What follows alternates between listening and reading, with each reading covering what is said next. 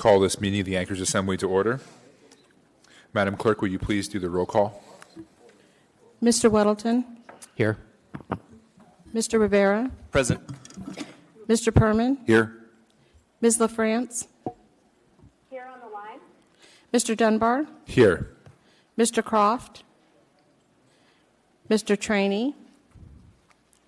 Mr. Peterson? Present. Mr. Constant? Here. Ms. Demboski? Present. Mr. Dyson?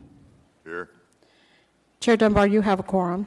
Thank you, Madam Clerk. And I believe that my other two colleagues will attempt to call in. They haven't yet. Ms. Foley, this is your last meeting with us, is that correct? Would you please lead us in the Pledge of Allegiance?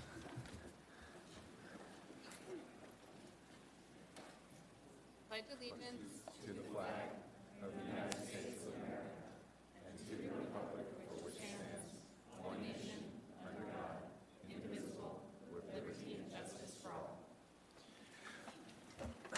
Thank you, Ms. Foley. All right. Could I have a motion to combine and accept the minutes from the previous meetings?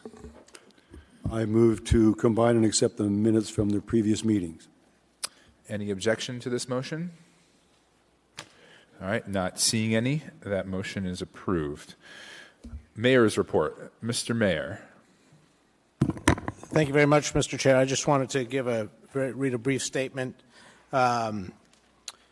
from our IT department, and it says, as of this morning, the municipality of Anchorage has not been affected by the recent cyber incidents that are being communicated by the media. Our team is proactively doing everything we can with the information and resources that we have available to prevent this type and other types of future attacks to our organization. Some of the specifics of these incidents are considered confidential by the Department of Homeland Security, but we can answer what we know offline. Thank you, Mr. Mayor. Anything else? Anything else for the report, Mr. Mayor? Nothing else to report. Thank you very much. All right, time for the chair's report. So I'll start by saying that our youth representative, she actually doesn't start her term until August, and it will run until May to sort of mirror the school year. So she's not absent. I asked her to go ahead and continue her summer vacation, so she'll be back in August. And now I'd like to use part of my chair's report time to ask Ms. Nordland to introduce the YEP, the Youth Employment in Parks Program. Would you please, Ms. Nordland?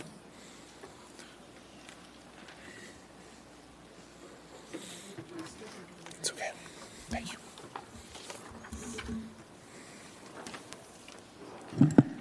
Good evening. So I'm Beth Nordland, Executive Director of the Anchorage Park Foundation, and welcome to the 2018 Youth Employment in Parks participants this summer. In front of you, you have a map which we prepare every year that says we reflect Anchorage, and it has all of the teens where they live are the red dots, and the yellow dots are the projects. And we've just been spending some time learning about what all the projects they worked on. But what you need to know when I introduce them is that Youth Employment in Parks is a 10-week summer program for Anchorage teens, and the Municipality of Anchorage Parks and Recreation Department sponsors it with the Anchorage Park Foundation, and that's part of our public-private partnership. And we work in parks all over town, and we do a lot of trail building and stream bank restoration and projects in your own district. Sometimes these teens are experiencing their first job with Youth Employment in Parks, but as you can see from the map side of your handout, we represent 9 high schools, although I'm told Chugach High School is not on here, so it's really 10 high schools, because we do have a couple in Eagle River. We have 9 languages spoken this summer. We have a variety of ethnic origins. We have 54% female this year for the first time ever. We're excited to have a healthy group of young ladies. And you can see some about the age distribution. 10 of our teens are 16, and we have 17, 18, and 19-year-olds. But they live all over town. They're looking forward to spending their summer earnings in different ways. And without further ado, let's see, what else was I? If you turn your map over, you can see a little bit about each teen. You might recognize Denise from being on the front page of the Anchorage Daily News a few weeks ago. And we have a lot of budding artists in our midst. So we have had a really good summer. And right now, what they're going to do is talk to you about the different projects and what their favorite ones were. We were in Jewel Lake Park. We were on the Coastal Trail. We were at Wolverine Park. We were at Michael Scheib Park. We were at the Campbell Creek Park multiple times. We were at the Bragaw Community Garden. We built a disc golf project in Davis Park in Mountain View, and we did a Far North Bicentennial Park Stream Bank project. So what I'd like to do is call up the first row and invite them to introduce themselves so you get a chance to see who they are.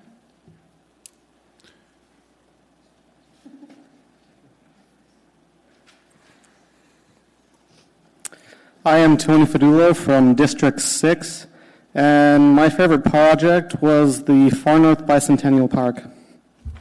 Thank you. I'm Declan Reed. I live in District 5. My favorite project was the disc golf course at Davis Park. My name is Liam Lally. I am from District 5, and my favorite project was planting trees near the Coastal Trail. My name is Holly Hoback. I live in District 3, and my favorite park was Jewel Lake Park. My name is Brenna Kruger, and I live in District 3. My favorite project was the Campbell Creek Stream Bank restoration because it provided habitat for baby salmon. I'm Carlos Cosillo. I'm from District 3, and my favorite project was the Jewel Lake Park trail construction. Hey, my name is Jim. I'm from District 2, and my favorite project was the Coastal Trail, planting trees and helping with erosion. So there you go. My name is Fallon Gleason from District 5, and my favorite project was working at Ravenna for Campbell Creek Stream Bank restoration. Hi, my name is Hannah Romberg, and I live in District 3, and my favorite project was stream bank restoration along the Campbell Creek. My name is Bryn Way. I live in District 4, and my favorite project was planting trees off the Coastal Trail. My name is Isaiah Tsarayak. I live in District 2, and my favorite project was planting trees along the Coastal Trail. My name is Travis Pence. I live in District 5. My favorite project was planting trees on the Coastal Trail. I'm Riley Sims from District 3, and my favorite project was planting trees along the Coastal Trail. Hi, I'm Ava White. I am in District 3, and my favorite project has been Ravenna. Hi, my name's Isabel Magana. I'm from District 4, and my favorite project was planting trees along the Coastal Trail. Hi, my name's Maya McAnulty. I'm from District 3, and my favorite project was planting trees along the Coastal Trail. I'm Sydney Peterson. I live in District 4. And my favorite project was planting trees on the Coastal Trail. Hi, my name is Caroline Silva. I live in District 3, and my favorite project was planting trees along the Coastal Trail. Hi, my name is Denise, and I live in District 5. My favorite project was willow staking at Campbell Creek Science Center. Hi, my name is Grace Mitten. I'm from District 6, and my favorite project was working on gravel work on the disc golf course at Davis Park. Hi, my name is Kyle Woolner. I am from District 6, and my favorite project was the disc golf course at Davis Park. Hi, my name is Keaton Torgerson, and I'm from District 2, and my favorite project would have to be Davis Park building the tees. Hi, I'm John Lowe. I'm from District 5, and I like the disc golf course at David Rose Park in Mountain View. Hi, I'm John Moses from District 4, and I enjoyed building trails at Davis Park. Hey, my name's Kate Kruger, and I enjoyed planting trees on the coastal trail because I enjoyed seeing the algae out there. It's kind of cool. Thank you. Wonderful. Well, are there any comments or questions from my colleagues? I'll just say thank you very much for coming today. Oh, we've got somebody. Mr. Peterson. Thank you, Mr. Chairman. And it seems like you planted a lot of trees on the coastal trail. How many trees did you plant on the coastal trail, and what kind of trees were they? So it was a one-day project, and it was an erosion project. I know the trees were, let's see, we had some birch, aspen, alder, high bush cranberries, dogwood. We plant dogwood intentionally? That's not cottonwood, dogwood. Oh, right, okay. It's not cottonwood. 30. 30 trees. These were larger trees, right? And so we 20 feet tall. And we had to stake them out. They learned how to stake trees. Cool. Great. Ms. Demboski has a question. Thank you, Mr. Peterson. More of a comment. I just want to say thank you to each and every one of you. I don't know if you realize how valuable your service has been to our community, but it truly is. And this program has been one that I've watched, and I hope you take that excitement for public service and making our community better into the future and make it spread. And secondly, I have a disc golf golfing course out in Peters Creek, and it is super popular. It is the one park that it doesn't matter what time you go there, people are there. They love it. So I hope you'll take the time and enjoy the disc golf course that you guys helped create. Thank you, Ms. Demboski. I think that's it for us, Ms. Norland. Thank you very much for coming, and thank you to all the youth who came and introduced yourselves. We really appreciate it, and we have your faces and your names and your work all in front of us, so thank you. Well, thank you for offering to hear us this year, and thank you, of course, for always putting youth employment and parks in the budget and for funding different projects that these teens work on. Anchorage Park Foundation is always writing grants and trying to attract dollars and other kind of community participation to assist with these projects, but your support is always needed, and I know that some of you will be contacting me later saying, why aren't there any youth employment and parks projects in my district? You do say that a lot. And I do want to point out, Ms. Demboski, that someone was saying that the Mirror Lake Park could use a little work on the waterfront because it's so loved. So let's think about that. And erosion control is a project that Youth Employment and Parks can do. If you want to help us participate next year with recruitment, you can help spread the word. And also, we are always looking for people to help interview the teens because we usually interview about 150 people for these 21 positions. But every teen that applies gets an interview. Thank you, Mr. Miller. Mr. Constant has a comment or a question. Thank you. It's actually to you, the chair. Thank you, Beth. And it's just, I heard from Beth that they're undergoing a revision of their mission, that the Parks Foundation, maybe an expansion of their efforts. And so I think at some point in the near future, we might hold a work session to discuss the path of the Parks Foundation, its relationship to the Muni. Sure, absolutely. I think that would be a great topic for a work session sometime this fall. All right, well, thank you, Ms. Lorden. We're going to go on to committee reports. Thank you again. Thank you very much, and we're all going to leave at the same time. So. We will not be offended. Go ahead. Go enjoy the sunshine.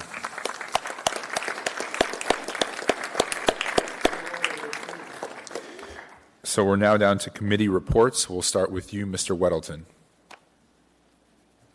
Thanks. The Community and Economic Development Committee met last week on the 26th and had some really good discussions about the challenge of the odor requirements for marijuana businesses. We also discussed the violations at Alaska Sense, which has essentially largely been closed down by the state. But that kind of kicked off a discussion on what would be the process for us were we to pull a license for any of the variety of reasons that were presented in that case and others. So that was a really good education. We postponed the discussion until August 9th of the definition of athletic fields, and also continue to look at a broad range of ways to possibly put restrictions on liquor licenses in an area, so that where we've imposed it on just one, and that puts them in a non-competitive advantage to other businesses that may be causing similar issues. And bears have been in the news. We're all very aware of that. It's been a problem for a number of years, and we're all perhaps more this year and last. We have a work session on the 10th that will talk about different aspects of our code that deal with baiting bears and dealing with bear problems. And also on Thursday, the 2nd at 7 o'clock at the Holy Spirit Center at the corner of Hillside and O'Malley, the Hillside's Home and Landowners Organization will have a forum that will have people from the Department of Fish and Game and Alaska Waste and others there to kind of talk about the broad issues of bears. Thank you. Thank you, Mr. Weddleton. Mr. Rivera. Thank you, Mr. Chair. Nothing to report. Thank you, Mr. Rivera. Mr. Perman. Nothing to report. Thank you, Mr. Perman. Ms. LaFrance, are you online? Yes, thank you, Mr. Chair. The Audit Committee will meet Friday, August 10th at City Hall from 2:30 to 3:30 p.m., and we will be discussing the internal audit report of the municipal take-home vehicles. And as we discussed, this item appears later on the agenda, and I hope to move that to August 14th after the Audit Committee meets. Thank you. Thank you, Ms. LaFrance. Mr. Croft, are you online? Okay. Mr. Trainee, are you online? Okay. Mr. Peterson, anything to report? Oh, thank you, Mr. Chairman. The Ethics and Election Committee met on the 26th, I believe it was, and we got an update on the ongoing West Anchorage special election, and they'd received, I believe it was 2,501 ballots as of that day. And we were also informed about difficulty in getting some of the word out to remind people of this special election, because I guess Facebook has now changed some of their policies due to reported problems that happened in a presidential election a couple of years ago. So they have new policies that make it a little more difficult to get advertising on there. Thank you. Thank you, Mr. Peterson. Mr. Constant. Nothing, thank you. Thank you, Mr. Constant. Ms. Demboski. Thank you, Mr. Chair. By way of disclosure, I have two items tonight. I don't think I have a conflict, but I would like to put it on the record. Item 9 Delta 5 is Assembly Memorandum 488-2018. It's a sole source purchase for 3 Stryker Power Pro XT stretchers for the Anchorage Fire Department. And item 9 Delta 6, which is Assembly Memorandum 489-2018. And this is for remote access software for maintenance support contract for AFD. My husband is a member of IFF, Local 1264. He's a captain on the Anchorage Fire Department. I don't believe I have any financial personal interest, and I don't believe this is significant, but by way of disclosure, I did want to put that on the record. Thank you, Ms. Demboski. Is anything else, Ms. Demboski? Mr. Dyson. Thank you, Mr. Chair. I think we were all startled when we heard that sexually transmitted infections are up 400%, particularly syphilis.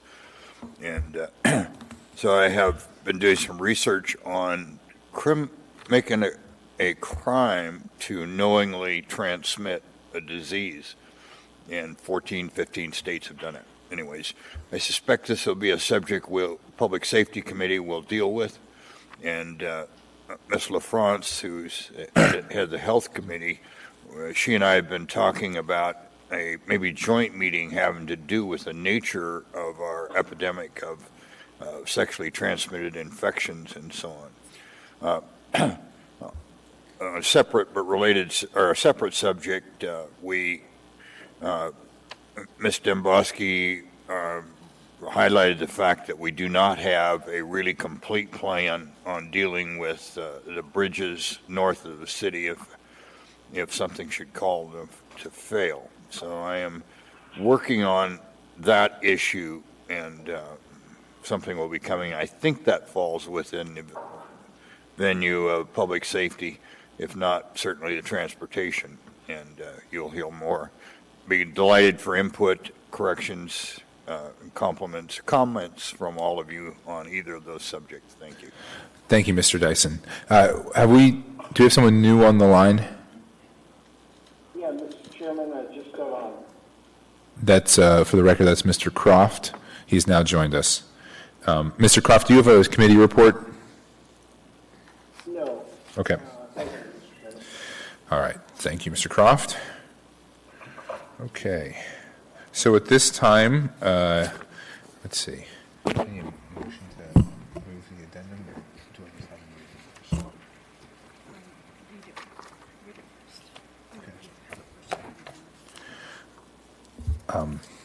Can I have someone move to incorporate the addendum to the agenda and lay down the table items, which there are none?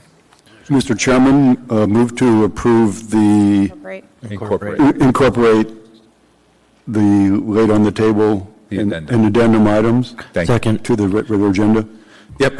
Thank you. Moved and seconded. Any opposition to that incorporation? Seeing none. Mr. Peterson, would you please read the two addendum items into the record? Certainly. Resolutions for action, proclamations, and recognitions. 9A1, Assembly Resolution Number AR 2018-229, a resolution of the Anchorage Municipal Assembly recognizing and thanking Rose Foley for her service to the municipality of Anchorage. 9F11, Ordinance Number AO 2018-68, an ordinance of the Anchorage Assembly establishing a new downtown Anchorage Renaissance Commission and amending Anchorage Municipal Code Chapter 4.60 with a new section setting forth its composition, purposes, and duties accordingly. Member Perman and Assembly Member Constant. And the public hearing on that will be 8/14/2018. Thank you, Mr. Peterson. At this time, I'm going to go down the dais and ask each member if they would like to pull any item. We'll start with you, Mr. Weddleton. Nothing to pull, thanks. Okay. Mr. Rivera. Nothing to pull, Mr. Chair. Thank you, Mr. Rivera. Mr. Perman. Yes, I'm going to pull some this time. Great. 9D8, D9, D10, and 9F5. So 9 Delta 8, 9 Delta 10, and 9F5, you said? Yes. Thank you. F5. Okay. Thank you. Ms. LaFrance, do you have any items to pull? Thank you, Mr. Chair. Nothing to pull. Thank you, Ms. LaFrance. Mr. Croft, do you have any items to pull this evening? No, sir. Thank you, Mr. Croft. Mr. Peterson, any items this evening? Thank you, Mr. Chairman. No items this evening. Thank you, Mr. Peterson. Mr. Constant, any items? Yes, sir. 9F1, please. 9 Foxtrot 1. Ms. Demboski. 9 Alpha 1 and 9 Delta 10. I believe 9 Delta 10 has already been pulled. Oh, sorry, I missed it. Thank you. It's okay. Okay. Mr. Dyson. No items. Okay. Thank you, Mr. Dyson. All right. So I have 9 Alpha 1 pulled by Ms. Demboski, 9 Delta 8 pulled by Mr. Perman, 9 Delta 10 pulled by Mr. Perman, 9 Foxtrot 1 pulled by Mr. Constant, and 9 Foxtrot 5 pulled by Mr. Perman. Did I miss anything? All right. I now would like a motion to approve the consent agenda minus the pulled items. Move to approve. Moved and seconded. Please vote on the consent agenda.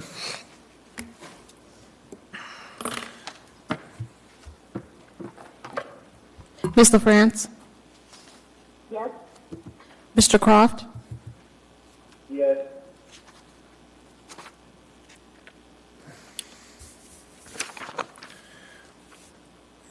All right, that passes 10-0.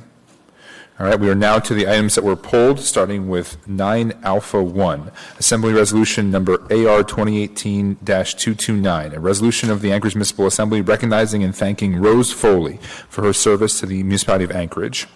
What is the will of the body? Move to approve. Moved and seconded. Ask for unanimous consent on this item. Seeing and hearing no objection, that item is approved. Who is reading and who is presenting? I am proudly reading this one. A little sad, but proudly reading it. Wonderful. Madam Clerk, I note that it should be 10-0 because Mr. Trainee is not with us. Okay, who is presenting? Mr. Dyson? Oh, wonderful. I'm pausing for dramatic effect.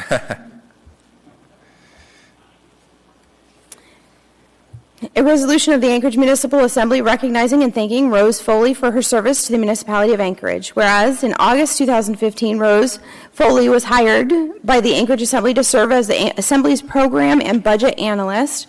Whereas this position provides budgetary and program assistance to the Assembly by conducting and facilitating policy, program, and operations research, developing legislation, and providing analysis of the municipal budgetary and fiscal issues.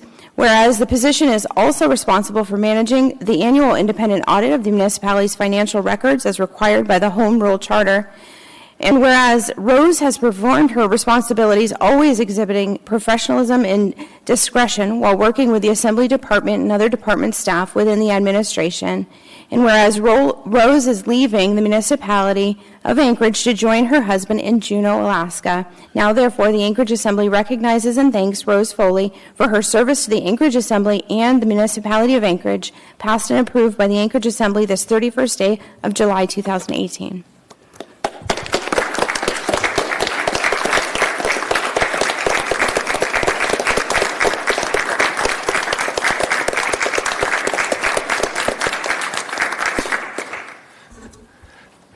Speech. I guess I just want to say thank you all. It's been a great 3 years working with you on your financial and budgetary interests. I've really enjoyed it. We have a number of people in the queue, so don't go anywhere. Ms. Demboski. Thank you so much, Mr. Chair. Rose, it has been wonderful getting to work with you. When they say your level of discretion and professionalism, it didn't matter which assembly member you were working for or what harebrained ideas we came up with. We would bring it to you, and we would start asking questions, and if you didn't know, you always dug deeper, and you found the right answers, and you gave us options, and I'm very much going to miss you. I think you were absolutely exceptional in your role, and you did make a difference. Thank you. Thank you, Ms. Demboski. Mr. Perman. Thank you, Mr. Chair.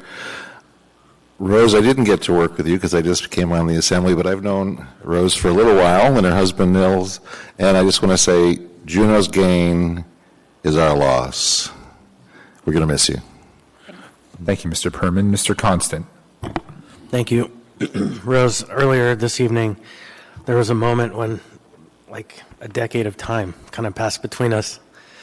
And I just honor the growth that we both have had, and I look forward to future growth for you. Thank you, Mr. Constant. Thank you, Rose. So I'll just say, put myself in the queue here and say thank you so much for your professionalism and your hard work, and echoing all the things that my colleagues have said. I hope I get to see you in Juneau at some point. I suspect that you're going to end up doing another high-level policy job in the near future because you are a very precious resource that somebody's going to snap up, I'm very sure. So I look forward to hopefully seeing you in Juneau at some point.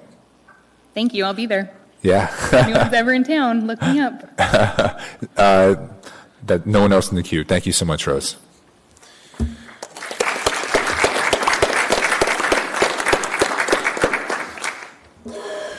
All right. Let's see, where are we? Oh, there we go.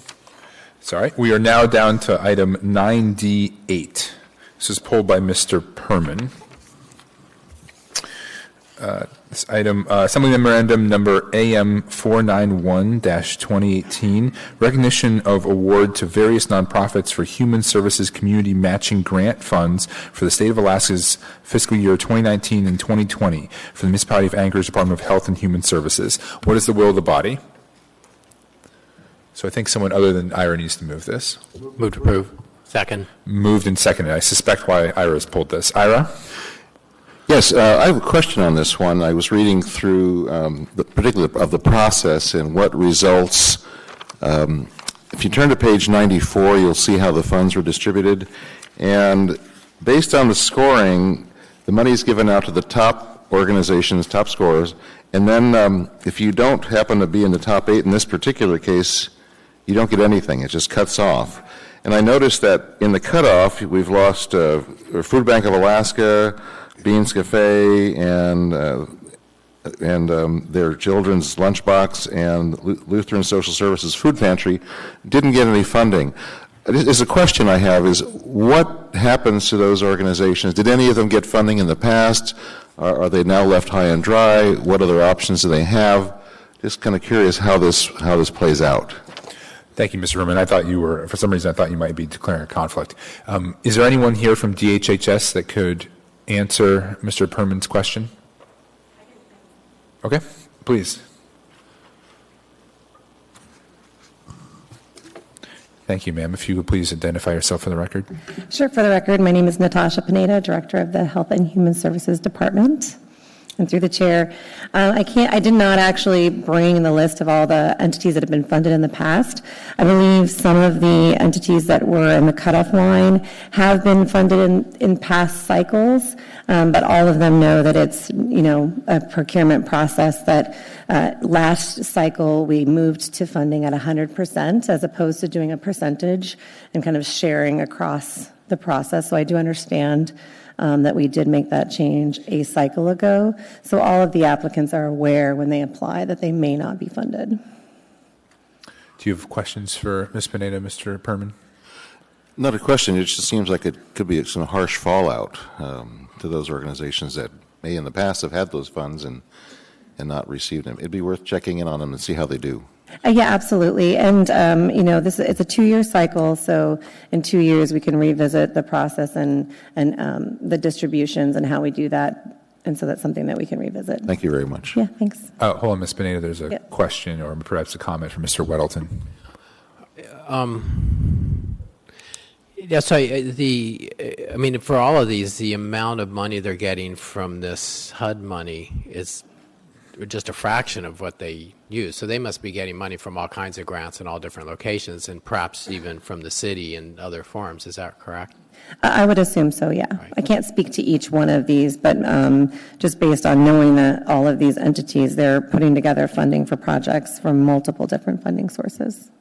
And then, so why did you switch to kind of 100% funding or nothing as opposed to equal distribution? I wasn't here when they did that. I'm not really quite sure what the process was, but I know working in grants management at the state, we always struggled with the idea of partially funding projects. When they've proposed a project that costs a certain amount of money, if you partially fund it, they can't actually meet the outcomes that they've listed. So then you're really having to go back and revisit what are you able to do with 50% of the funds or 75% of the funds, and can they actually even operate the program? So I'm assuming that the department and procurement went through an exercise and looked at past performance and whether or not that was able to fully fund the project or not. But I don't know, I can't say for sure when they made this decision if that was driving it, but that's what we used. All right, good. Yeah, thank you. Thank you, Mr. Weddleton. Thank you, Ms. Pineda. There are no further questions. Thank you. All right, not seeing any further discussion, please vote on this item.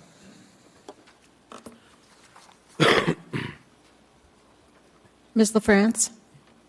Yes. Mr. Croft? Yes. That item passes 10-0. We are now on item 9D10.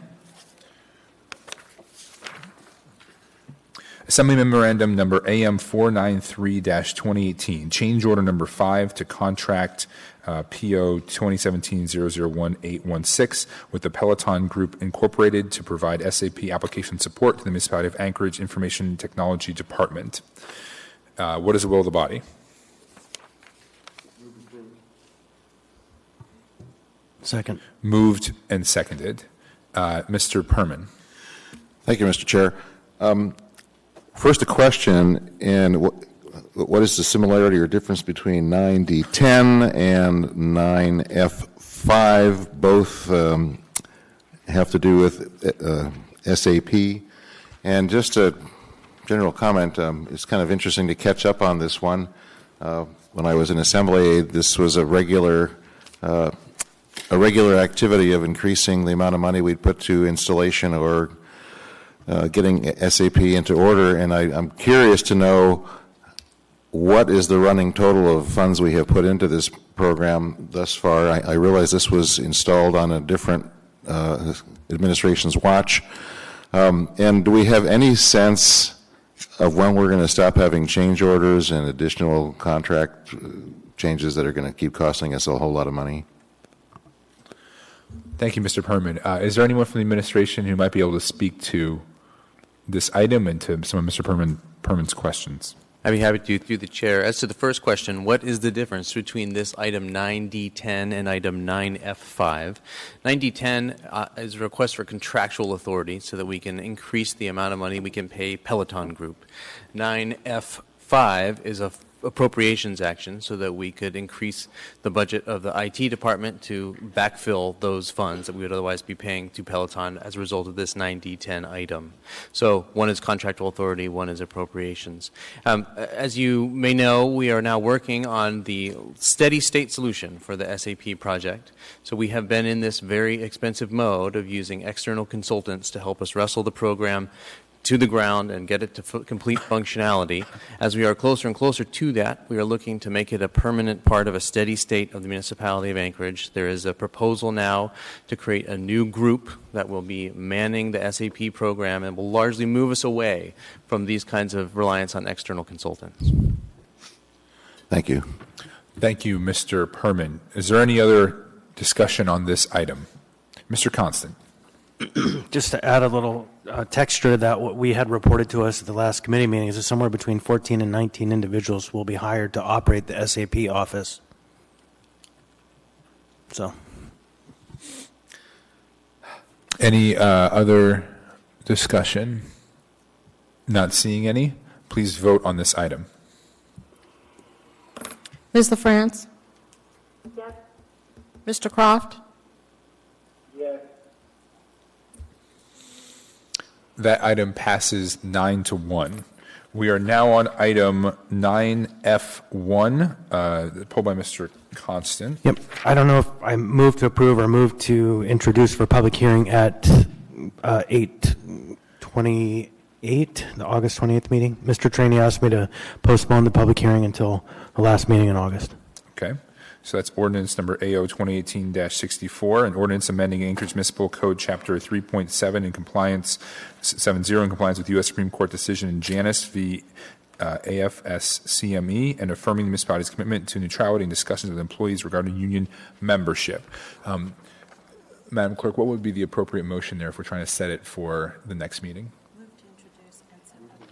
Okay, so I move to introduce and set the public hearing for August the 28th. Wonderful. And do we need a third on that? We have a third? I'll do that, Weddleton. Okay. So it's moved, seconded, and thirded. And that's it. We don't need any discussion on that, correct? Okay. Thank you. All right. Thank you, Mr. Constant.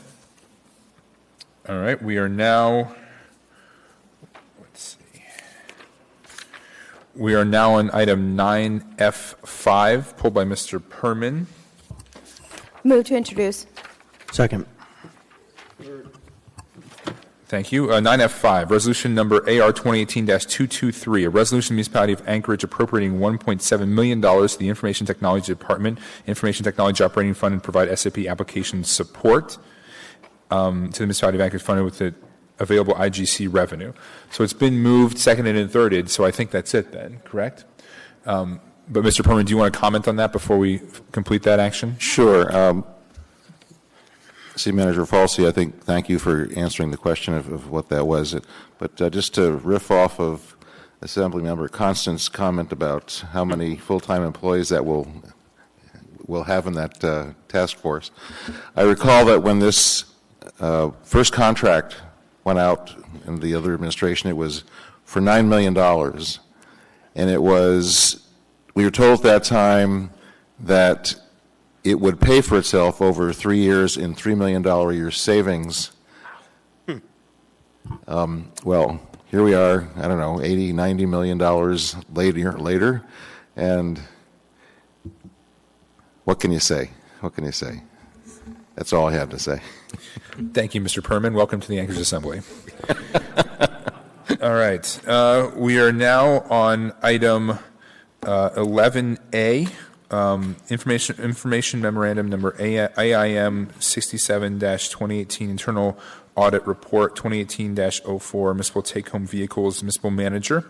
And I believe we're going to try to postpone that. Is that correct, Ms. LaFrance? Yes, Mr. Chair, that's correct. Would you like to make a motion? Can I make a motion to postpone? Would someone else like to make the? I'll that move motion? to postpone to the meeting of August 14th. Wonderful. Moved and seconded. Any discussion on this? All right, so please vote on that motion.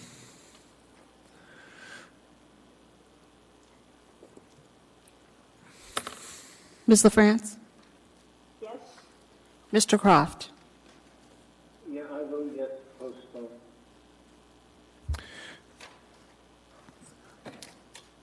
All right, that motion passes 10-0. I believe that is as far as we can go. Is that correct? We're not yet at 6 p.m., so we have to break here. We can't do a new public hearing until 6. So we'll take a dinner break now. We'll be back here at 6:05.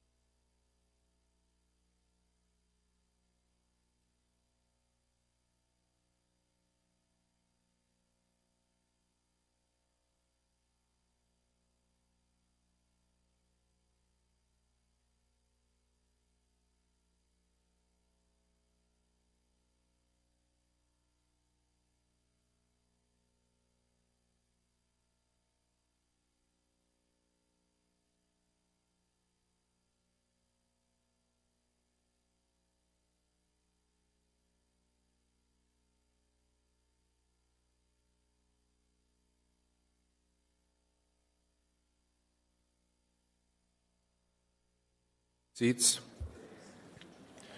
Let's just confirm that we have a quorum.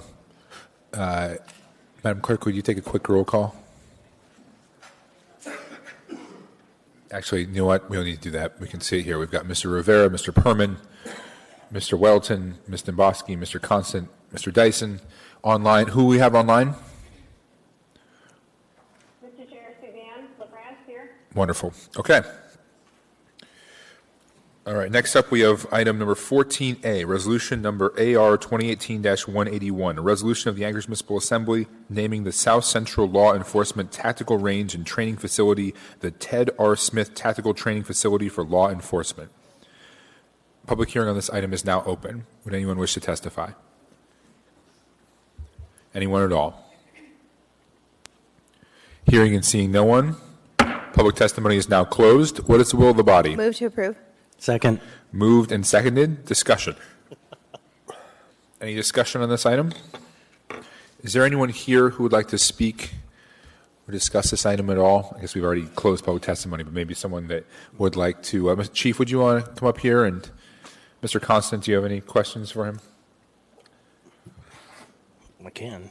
Go ahead. I think Dick would, but Mr. Trainee is not with us tonight. Thanks, Chief. Why don't you tell us about Mr. Smith and why it's a great idea that we name this facility after him? Thank you, sir. I'd love to. So, Justin Dahl, Chief of Police, through the chair to Mr. Constant and the whole body. I can say from personal experience, having grown up and come up through the ranks at APD, Ted Smith had a profound impact on my career as a law enforcement officer. And those of you that know him understand exactly why. Ted is really the cornerstone of the modern firearms and training programs that we have at APD. He was obviously a very involved firearms instructor, but he was into a lot of other things as well. And he was instrumental in really forming a lot of our training programs, but specifically related to firearms.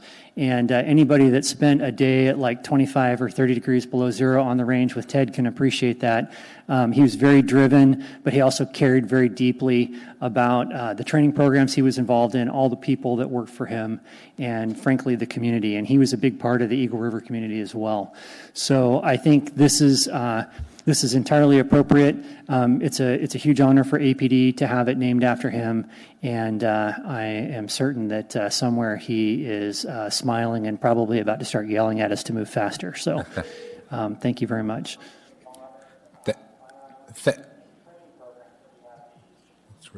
Thank you, Chief. I think that's some feedback there. Maybe we can get that under control. Mr. Dyson. Did you say you thought Ted might be yelling at us from somewhere? Oh, certainly. And to go faster. Yeah. Move quick like a bunny. Probably there are other people in the audience that have heard that before. Well, he spent some time trying to train me, but I can't imagine him being angry or yelling at people. Maybe you saw him in areas that I didn't. Not angry, but certainly enthusiastic for us to rigorously complete our training. Yes, yeah. And he was, is he dead? Yes. I'm sorry, when? I want to say 2 or 3 years ago, he died flying his airplane. Oh, I missed that. I'm sorry.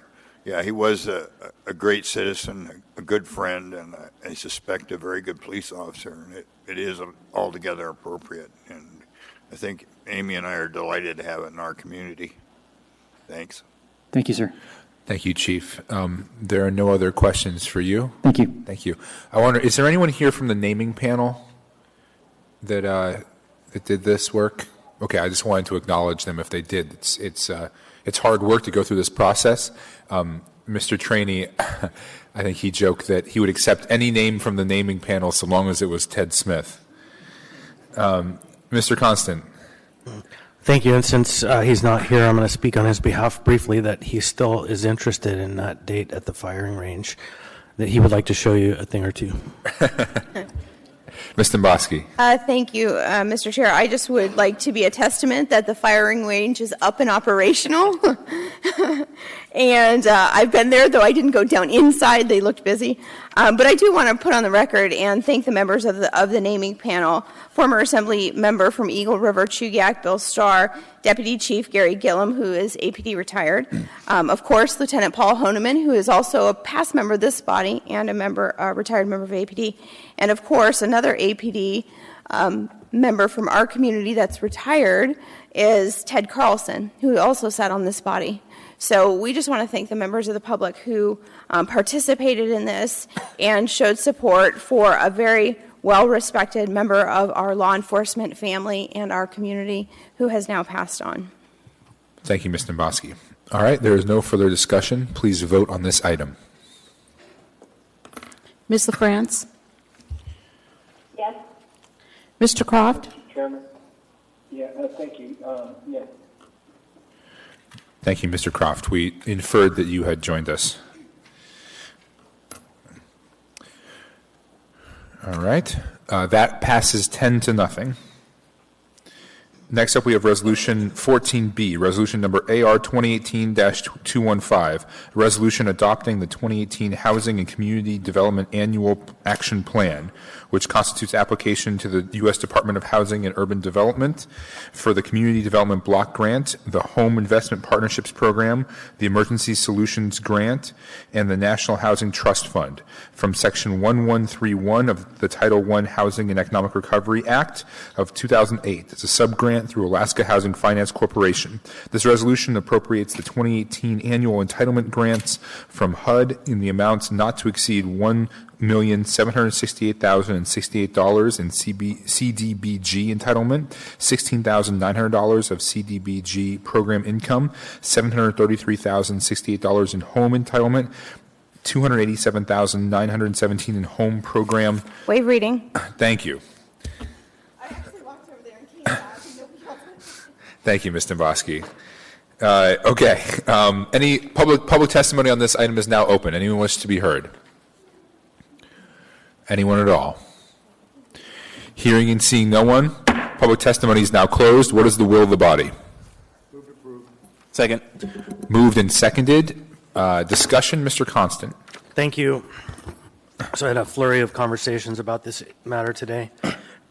Excuse me, item 14B, the various funding programs that come through the Community Development Block Grant and HUD. And this is an annual plan that if you spend any time at the community councils, especially at community councils that are impacted by certain concentration of social services, you see this plan start moving early in the year and kind of roll through the process and ends up before the assembly. But in the conversation today, my comments are in two parts. The first is about the process. It dawns on me that this item, which came with a really thick plan, a big blue packet, really comes to us in a position where we have no ability to affect change on it. We either vote yes or no. And by voting no, you would cost $2 million of funding to evaporate. So effectively, we have no choice. It's a yes vote, which to me is a damnable situation. And so I've asked the administration, the health department, to start considering a variation on the procedure that makes this happen, that item would come to us from the mayor before it goes out for public input, that we can have a stab at making some shape to it before it becomes a product that effectively is a yes vote. So I've asked for that, and I'm hopeful that Mr. Ashman and Ms. Pineda can come up with a procedure that really does honor the spirit of having us have some policy say in how that thing is developed and not just an affirmative vote that you must make because you will cost the community $2 million. So then there is a specific item in the funding that raised some concerns for me. It's on page 249 of your packet, and it's $72,000 to the Downtown Hope Center. And while I support the services that they provide, I have concerns about their public statements in the media that they refuse to serve a certain section of our community that are protected under our non-discrimination code. And I recognize after many hours of conversation today that it's probably impossible for me to determine what's really going on with the facts that we have before us, and that it would be wise not to make any rash attempts to make changes to this because there are too many things that are attached. But I am assured that all of these grantees are required to sign a contract, and the contract within has certain requirements that they follow federal, state, and local laws as pertain to non-discrimination. And so this is an ongoing matter before us as a community. It's an ongoing matter before us as a government, and I just want us all to be aware that although some might say that organization takes no public funds, Here before your very eyes is a $72,000 appropriation that will be going to them as an entity from the public trust. So I just want to put that on the record, and it's expected that they will be providing services to the public. Thank you. Thank you, Mr. Constant. Mr. Weddleton, you were in the queue? You come out? I'm out. Thank you. Okay, thank you. Ms. Dombrowski? Thank you. I'm not going to jump on the Hope Center because I recognize they have a constitutional right to their religious beliefs, whether or not it coincides with someone else's political or their moral beliefs. So when it comes down to it, they're a valuable member of our community who provides a valuable service. And because members of this body don't have the facts in front of them, I think it's wise for them to refrain from disparaging or casting any shadow of doubt on a very long and valued member of our community that provides a good service. So again, I just want to say that since it's been brought up. Thank you, Ms. Dombrowski. Mr. Dyson? Thank you. Yeah, reference the same matter. The gentleman that was alluded to as refusing services, eaten at that place many times, and he's been served there. He showed up, and because of the demand for a place of sanctuary for women who are living on the streets, that place has taken the dining room, and they put out pads there at night for people to come, and you can't get in there for that until, I don't remember, but it's sometime later in the evening. And in order to bunk there in that kind of a safety zone, you got to be not stoned or smashed. And so in the case that was before us, the gentleman showed up and demanded to be able to sleep there. And it was before the time when people could come. And so he was refused, but they put him in a cab and paid for it and sent him to another place where he could go. But concurrently, the women who were there that night, as I understand it, I wasn't there, just said, if persons like that in that, I'm sorry,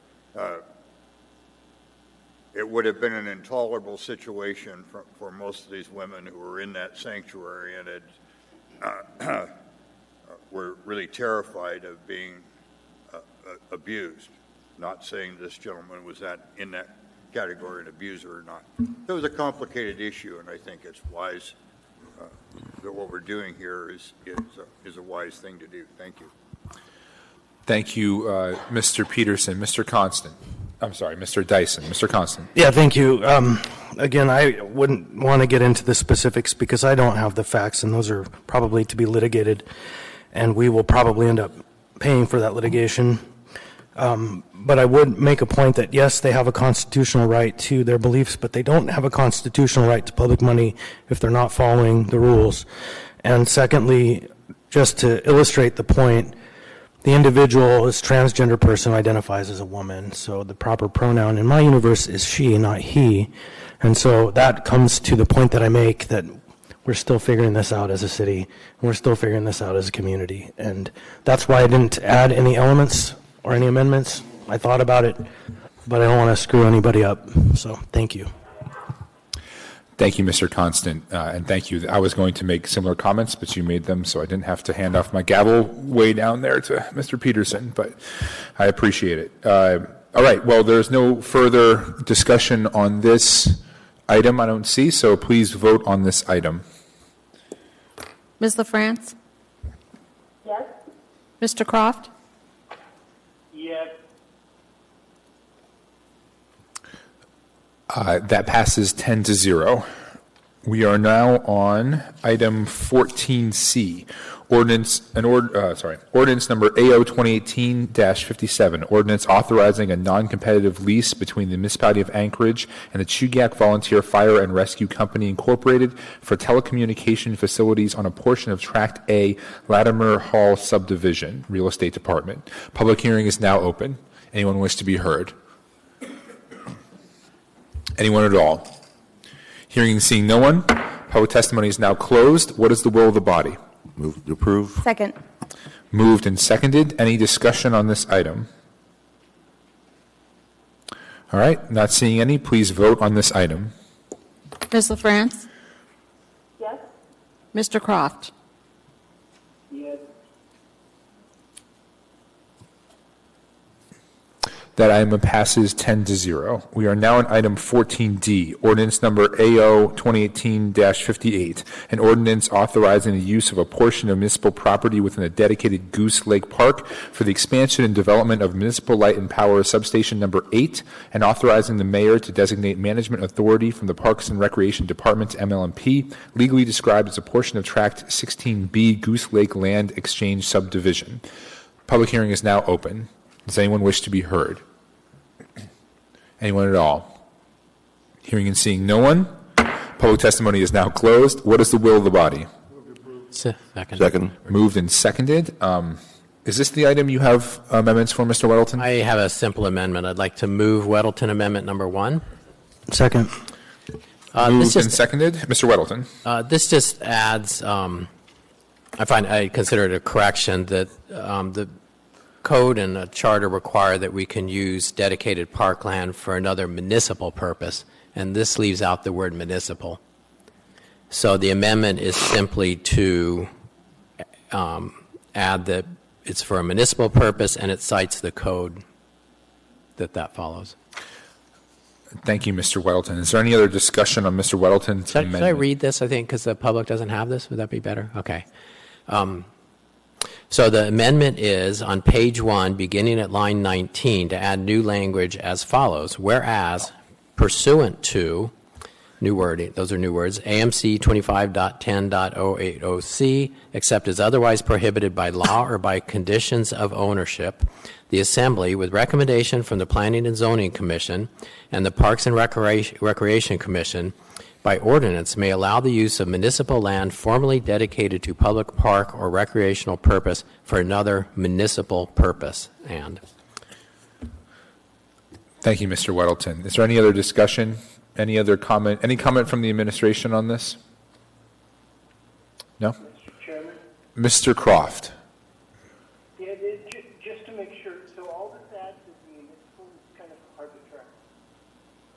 I'm sorry. Yeah, he's just clarifying. So all it adds is the word municipal. Is that correct? Well, there's a little bit more. The phrasing leading into the whereas before this pursuant to the municipal code that's cited.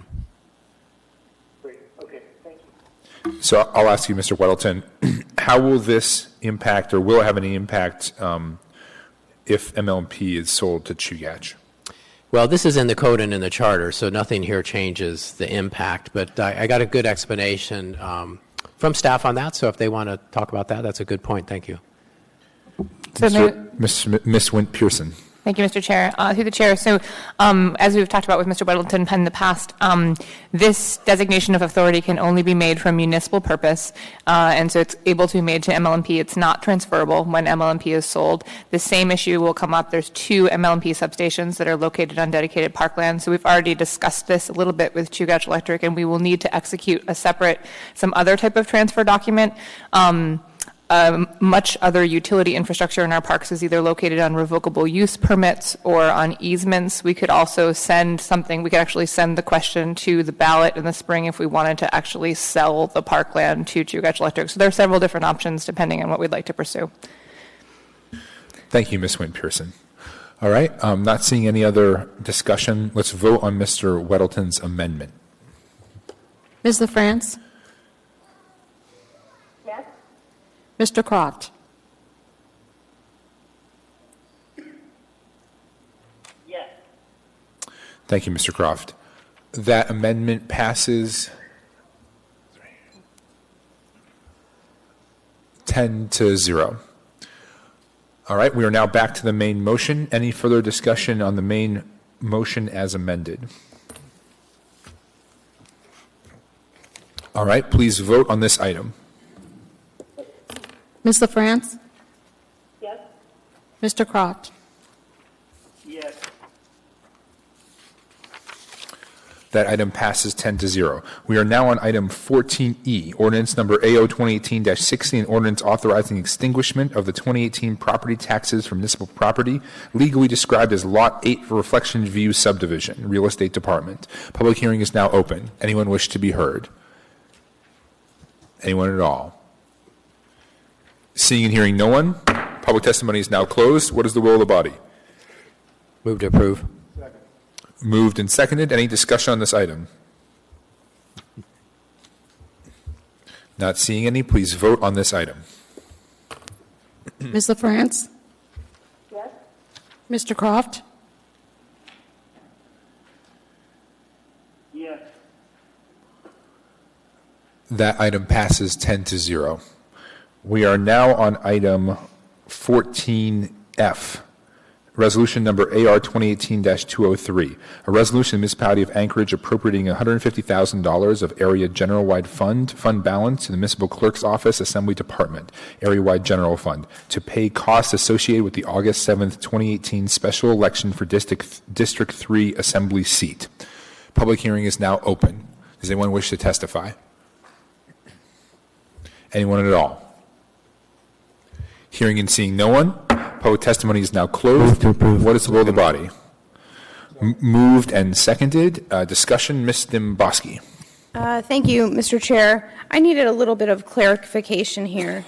Can you tell me what effectual change this will have by the language with removing them from being subject to Title IV? I was thinking already they weren't, but are they now subject to Title IV? Am I on the wrong thing? Oh, sorry. Sorry. Yeah, we're on item. I'm ahead. I'm jumping ahead. Okay. Oh, wait. Now you know the question that's coming. So. 14G. Yes. Okay. So on this one, then, Mr. Peterson. Thank you, Mr. Chairman. And at our Ethics and Election Committee meeting last week, we discussed where we are with our budget, and we're hoping that we will come in under the $150,000, and part of that might be because we might not need quite as many hours of personnel use, and also we're having trouble placing ads on Facebook that we were planning to do to promote this election, remind people that it's ongoing. So if you're out there in West Anchorage, the special election for a new West Anchorage Assemblyman is ongoing. If you haven't sent in your ballot yet, you can mail it or you can do it in a drop box. Thank you, Mr. Chairman. Thank you, Mr. Peterson. No further discussion. Please vote on this item. Ms. LaFrance? Yes? Mr. Dyson? Mr. Croft? Mr. Dyson indicates yes. This is Mr. Croft, yes. All right, that item passes 10-0. We are now on item 14G, ordinance number AO 2018-62, an ordinance repealing Anchorage Municipal Code section 4.80.010 and amending Anchorage Municipal Code sections 25.35.015, 25.35.020, 25.35.030, 25.35.050, 25.35. I can't, .060, 25.35.065, 25.35.080, 25.35.110, and 25.35.170 to update and confirm the powers and authority of the Anchorage Community Development Authority. Public hearing is now open. Does anyone wish to testify? Would you like to testify on this item?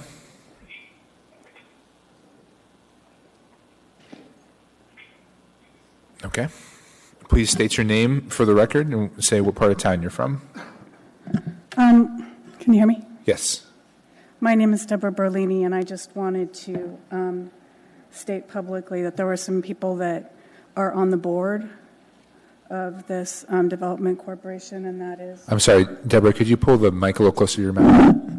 So I just wanted to put on the record in regards to the Anchorage Community Development Authority Board that there are board members that I just wanted to put on the record, and that is Chris Shutt, Eric Croft, and Christopher Constant. That's all. Okay. Any questions for Ms. Berlini? I'm not seeing any questions. Thank you for your time. Okay. Any other public testimony? Can I wait till discussion, Mr. Constant? Any other not seeing any public testimony? Public testimony is now closed. What is the will of the body? Move to approve. Can I get a second? Moved and seconded. Discussion. We'll start with you, Mr. Constant. Thank you. So just to kind of put a refined point on what was just spoken to in the public testimony, Mr. Croft and myself are ex officio members, non-voting. We don't have any authority over their proceedings. We don't vote. So that's the matter of clarification. Thank you, Mr. Constant. Ms. Stemboski. All right. Thank you, Mr. Chair. To legal, I just wanted to understand the full ramifications of Section D within the AO of, or Section 4, Item D, where it says the Board of Directors is not subject to Title IV, but shall be subject to the applicable state of Alaska law regarding meetings of public authorities. So can you tell me what the current status is, what the ramifications of that language would be? Certainly. So as a little bit of background for where this change came from, when we were looking at this anticipated transaction, the purchase of 716 West 4th Avenue, it was occasion for both the Community Development Department and the Legal Department to go back through the language establishing the Community Development Authority and look at areas where maybe some cleanup would be helpful because of some awkwardness in the code based on when the sort of the ACDA functions were grafted onto the parking authority. And so when we looked at it, it appeared that when it appeared to us that ACDA was, so the board was kind of overlaid on the parking authority board, which was a Title IV board, and it seemed inappropriate for it to remain a Title IV board in commission because it shouldn't really have a sunset that's separate from the Community Development Authority itself. And there are a number of provisions of Title IV that don't align with 2535.030, so we were kind of constantly reading them together and trying to figure out whether it was intended that Title IV applied or not, and it seemed like really we should address the commission in 2535.030. So the way it's drafted right now, there are some procedural and provisions in Title IV which would no longer apply to the board, but we wanted to make clear that state Open Meetings Act and public records, like the Open Meetings Act requirements, still would apply. So this would not exempt moving it out of Title IV would not exempt the board from the obligation to be an open and transparent board under state law. It would just take away all the other kind of overlays of procedure and et cetera that are in Title IV that do apply to boards and commissions that are appropriately within the executive branch, which we felt this really was not appropriately treated as such. Oh, can I follow up, please? Yes. Thank you. So specifically, they're still going to be required to notice their meetings and be required to have open meetings. We're not all of a sudden giving them the magic wand so they can do their business behind closed doors, right? No, certainly not, and that's why there is the change in here to the end of 35.030, where we make clear that state public meetings law still applies. That's how we made that amendment. And that's how I read it, so I just wanted to be sure. But what I wasn't grabbing onto is effectually, what is the change? What are they not having to do now that they would, or what would, if this passes, what will they not have to do that they would have to do now? Does that make sense? Yeah, and I can kind of look at Title IV and go into more specifics. I think really what it does is it removes confusion. So if you're trying to read Title 25 together with Title IV, which provisions are trumped, which aren't, and how do we follow the process, we felt like it really was appropriately dealt with in Title 25. So if there were other things that we wanted to build in from Title IV, that it would be appropriate to put those into Title V. In terms of what's in Title IV, there's 405 deals with appointments, meetings, and procedures. Many of which don't apply to the ACDA board, and so and I think some of them we felt like the things that remained were not critical. Sort of, there's attendance requirements in there, there are quorum requirements. ACDA has bylaws that govern its board. We felt like that was a more appropriate place for them to be dealing with items like quorum and executive session. Again, the important thing we felt like needed to be preserved was the Open Meetings Act requirements. The rest of it seemed like it was more appropriately dealt with elsewhere. So let me ask you a secondary question on that point. So the Open Meetings Act is still going to apply. However, requirements for quorums, requirements for attendance of their membership is going to be governed by their bylaws. Mm-hmm. How are their bylaws changed, or how are they accepted? What process takes? We'll defer to Mr. Schutte, who can speak about what, as a member of the board. Yeah. And the reason I'm asking this question, it's an important one, right? Because what if next week they change the bylaws to say, well, 2 people can meet and that's a quorum? Mm-hmm. I have a major problem with that. So I just need to make sure there's a fail-safe in here. Great. Chris Schutte, Office of Economic Community Development, ex officio board member on ACDA. The short answer is I actually don't know, but I believe the last time they amended their bylaws, they did come to the Assembly, but it was a while ago, and I'd have to go back and look to verify that. Is that a requirement?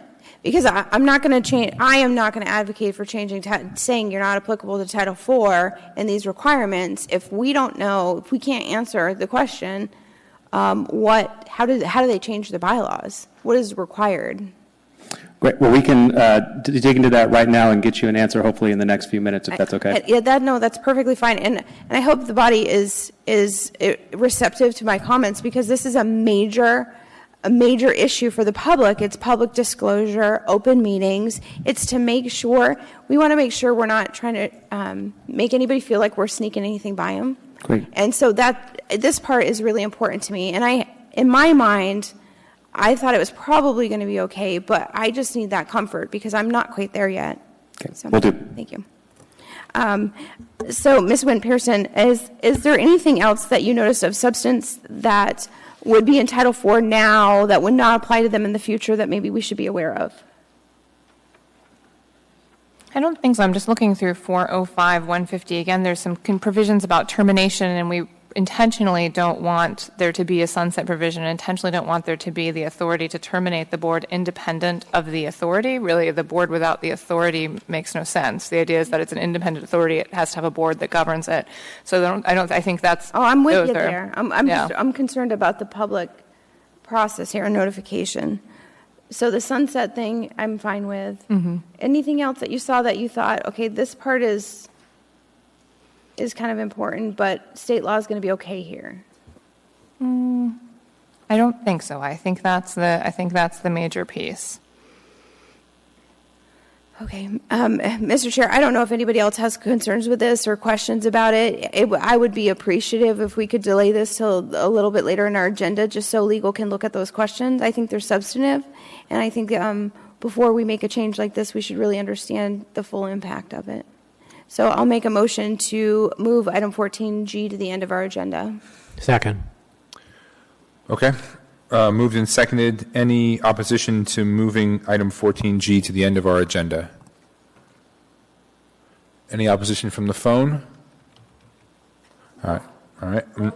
Great. I'm not hearing any. Okay, so we are now, that item is now at the end of our agenda.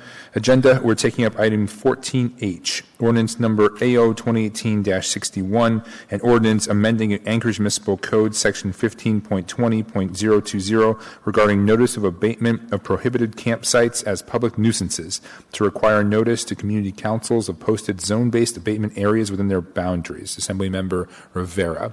Public hearing is now open. Does anyone wish to testify on this item? Anyone at all? Seeing no one, public testimony is now closed. What is the will of the body? Move to approve. Second. Moved and seconded. Moved by Mr. Rivera, seconded by Mr. Perman. Discussion. We'll start with Mr. Weddleton. I'd like to move Weddleton Amendment Number 1. Second. Mr. Weddleton, you want to explain your amendment? I'm sure I got the right one in front. Mine is just this. Okay. Yeah, thanks. This is simply to make a little bit clear which community councils we're referring to when we say who we will be notifying. So if you look on page 3, beginning at line 23, I don't want to read this whole thing because most hasn't changed, but so 23, 24, 25, 26, 27, 28, 29, 30.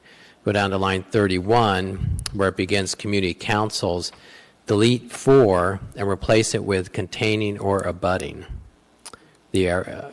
That puts it, I think, makes it much more clear. Sometimes you might have one community council, you might have 2 that are adjacent to it, and this matches the phrasing that we use in Title 21 and other places in code. Thank you, Mr. Weddleton. Can I ask, I'll go to you in a second, Mr. Rivera, but I just want to quickly ask, what does abutting mean? I mean, we know the obvious meaning, but what does it mean in this context legally? It is clearly defined in Title 21. It is. So does it literally have to be, Within 500 feet. So if it's 500 feet away, is that abutting, or does it have to be literally up against the border? Literally up against the border. Dave Winfield's nodding. I almost think even as across the street abutting. You would like to come up to the microphone? I've been through this before on that. I should have looked it up. Good evening, Dave Woodfield, Planning Department. Abutting generally means, in a zoning context, it would mean that, let's just take, for example, 2 zoning districts. It would mean that the property in question would abut the zoning district that is adjacent, or I'm sorry, abutting that the zoning district that it is zoned. So across the street is probably not abutting. I would say that that's adjacent.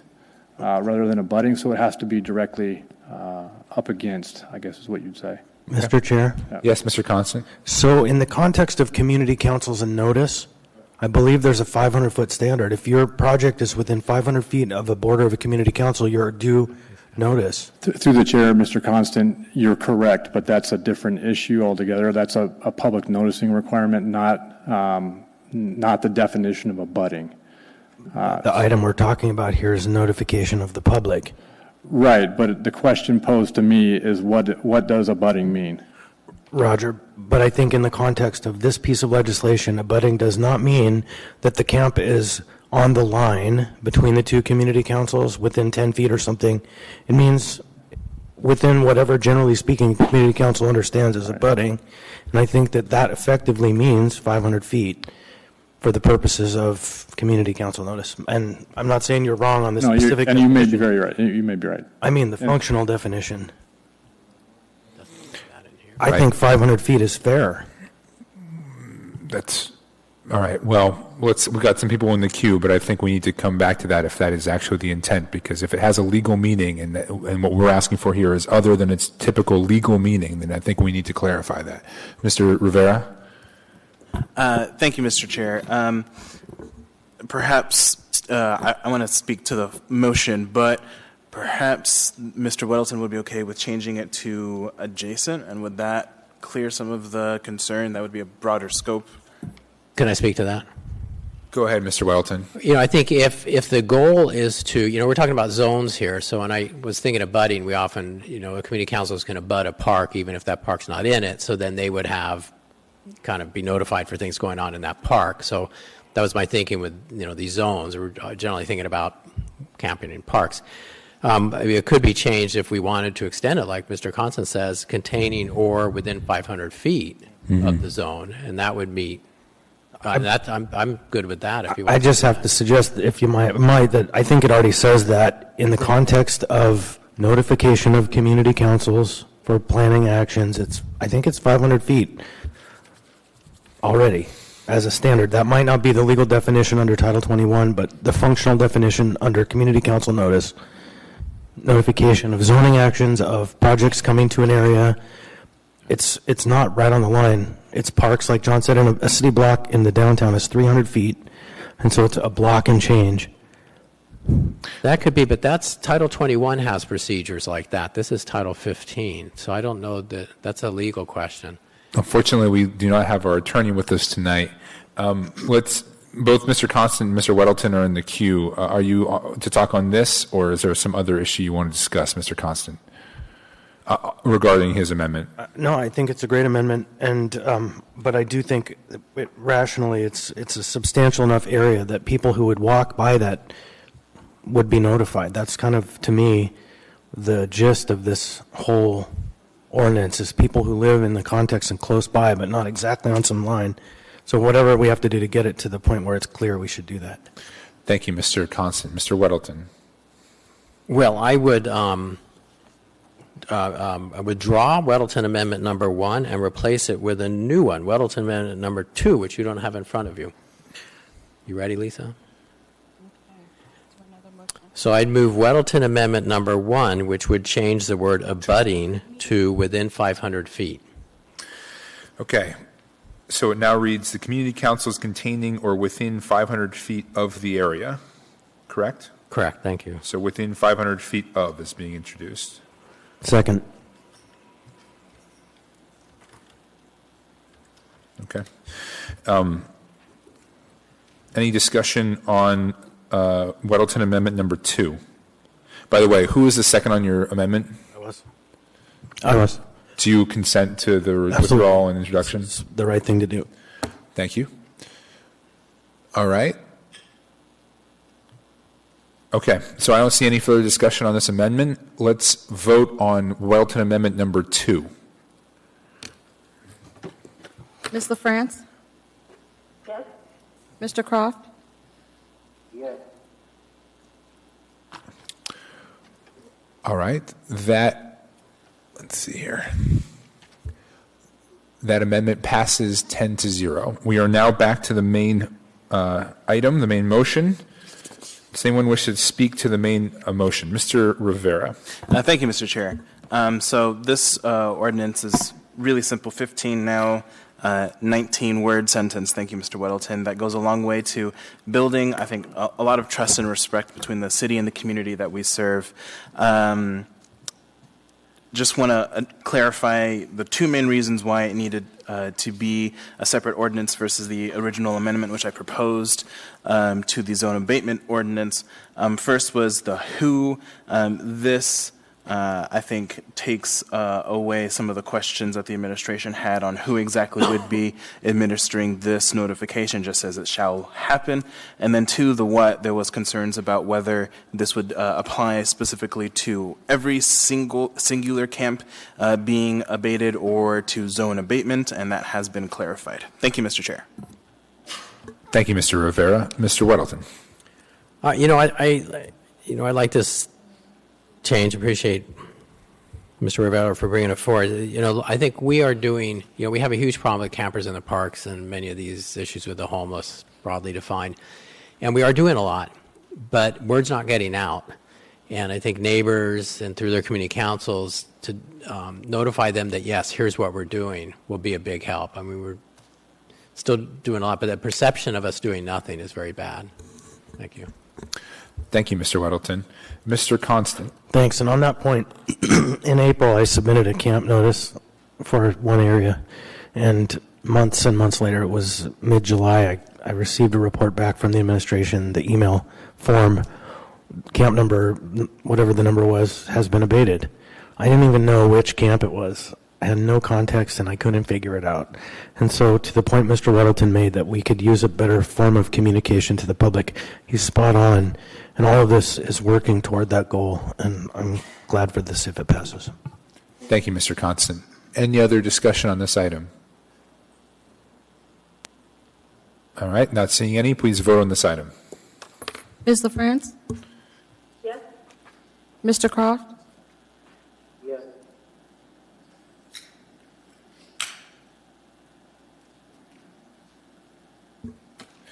Well, that item passes 10-0. We are now at item 14I, ordinance number AO 2018-56, an ordinance amending the zoning map and approving the rezoning of a portion of Tract 1 Municipal Tudor Road Complex Subdivision, Plat 2003-183, from PLI, Public Lands Institutions District, to B3SL District, containing plus... Thank you, Mr. Peterson. Public hearing is now open. Does anyone wish to testify on this item? Anyone at all? Hearing and seeing no one, public testimony is now closed. What is the will of the body? Move to approve. Second. Moved and seconded. Any discussion on this item? Mr. Weddleton. Yeah, this is actually a huge thing. This obviously, we know this development and the rezone is part of the development. And I just want to let the public who's watching see that if we let this go, this huge thing go without any discussion. We have had work sessions on this. I think many of us have spoken individually with staff. We spent a lot of time on this, and we'll continue to spend more time on this project as it moves forward. So it's our lack of discussion on this is not lack of interest or attention to it. Thank you. Thank you, Mr. Weddleton. Here, I'm going to hand my gavel to Mr. Peterson. Put myself in the queue here. Oh, may I speak, Mr. Peterson? Mr. Dunbar? Thank you, Mr. Peterson, Mr. Chair. So I just want to commend the administration for continuing to go forward with this project. Myself, Mr. Peterson, Mr. Rivera, and Mr. Trainee all have interested, everyone in town should be interested in this project, but our community councils in particular are impacted. And if this project goes forward as we hope it does, and we're able to resolve some of the outstanding issues like where the new bus barn will go, that kind of thing, which can be contentious. But if this goes forward, we hope to have a grocery store there, which for that part of East Anchorage is a big deal. That part of East Anchorage is now what you might call a food desert. I mean, you can get some food there. You can go to Wendy's and there is a delightful Thai restaurant and that kind of thing. But just purchasing groceries, you have to go quite a ways in either direction. And so we're talking about housing, we're talking about a new HHS building, we're talking about a grocery store. And so this is a long, complicated project, but we hope that we continue to make good progress on it. Thank you. Thank you, Mr. Dunbar. All right, Mr. Constant. Thank you. And just to riff off of what Mr. Weddleton said about how this is a complex process and we continue to have meetings, I'm not sure who it would be that would be proper to bring up, either Mr. Schutte or Ms. Ward, to just give a brief update where we are. I understand that this is all here for us, but just give us the elevator speech on where we are and where we're headed. Would Ms. Ward or Mr. Schutte like to come forward? Looks like Ms. Ward is on her way. Mr. Schutte, do you want to come down too, or do you want to? Okay. All right, great. Robin Ward, through the chair to the body. I did. You'll notice that I did send an AIM because I do want to keep you updated on, especially what our activities are. Right now, the ball is in our court, as the AM said, that we have to do the entitlement side of it to prepare it then for the development to be conveyed and so on. I'm very hopeful. We are moving forward. There may be a small delay when the DHHS building can actually be built because they have to get some of their development started and some revenue coming in to be able to afford to do that. But this is a dream come true for DHHS. It's been 20 years we've been trying to find a way to be able to give them their own building, and we need to all just be patient. We are working through the process of doing so, but we're well on our way to finishing up all of our entitlements. We're constantly on the phone and teleconferences with the developers. They're keeping us updated on their permits, their financing program, and so on. We'll have another update with them on Thursday, so we're in constant communication with them. Any specific questions? I believe that I gave you a little bit of an update on our site selection. The site selection report will go to ASD on September 10th. That will be our public unveiling, and then we'll go ahead and start some community meetings and so on. That has to go through the process of going through to the P&Z and then on to the assembly. Thank you, Ms. Point of Ward. order, to clarify, your site selection means the bus barn, right? That is correct. Site selection for the public transportation facility. Correct. Thank you, Mr. Weddleton. Ms. Ward, I don't see any other questions for you. Thank you very much for your time. Thank you. All right, seeing no further discussion on this item, please vote on this item. Ms. LaFrance? Yes? Mr. Croft? Yes.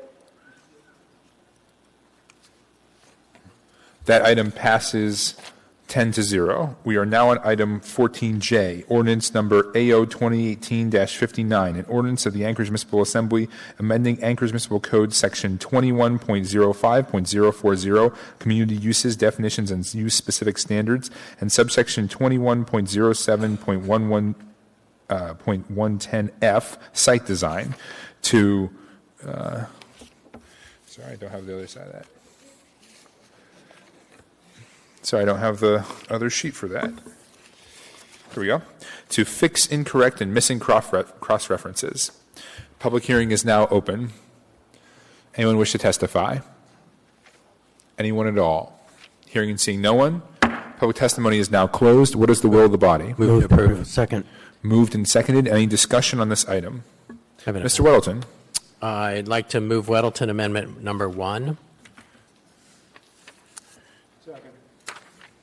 Okay, and this amendment, you all have it in front of you, and is really largely editorial. Part of this cleanup was to remove references to large assisted living facilities, and one reference was missed when they went through it the first time. So this cleans that up. Section 1, page 2, beginning at line 17, you'll see access section for minimum lot size, and under BII, we would delete the clause that's "and for large assisted living facilities." And this is simply consistent with one of the main purposes of this ordinance. And the second edit is there was a wayward cut and paste, I believe, when this was created. So it's section 2, page 2, line 46 through page 3, line 3, and it simply deletes. You'll see where it says Chapter 2107, Development and Design Standards. Essentially, it was a footer of the page that was stuck into the text when they created this, and that would be deleted. Thank you, Mr. Weddleton. Is there any comment on this from the administration? I believe this is... Planning staff prepared it for me. Yeah. Oh, the planning staff prepared this amendment? Okay, thank you. We're getting some nods from them. All right. Any other discussion on this amendment? Not seeing any. Please vote on this amendment. Ms. LaFrance? Yes. Mr. Croft? Yes.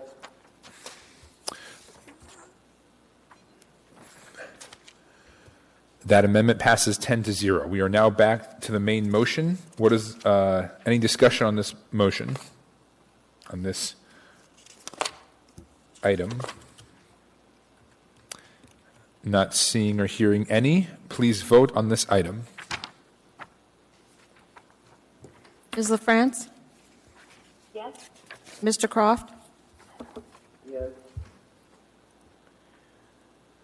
That item passes 10-0. We are now on item 14K, resolution number AR 2018-205, a resolution of the Anchorage Municipal Assembly stating its protest regarding a new restaurant eating place liquor license number 5674 with restaurant designation permit for Jong and Sue Corporations DBA, Chef Lee and Pickle Barrel Deli, located at 1565 Bragaus, Suite 103, Anchorage, AK 99508, and authorizing municipal clerk to take certain action. Public hearing is now open. Anyone wish to testify? Anyone at all?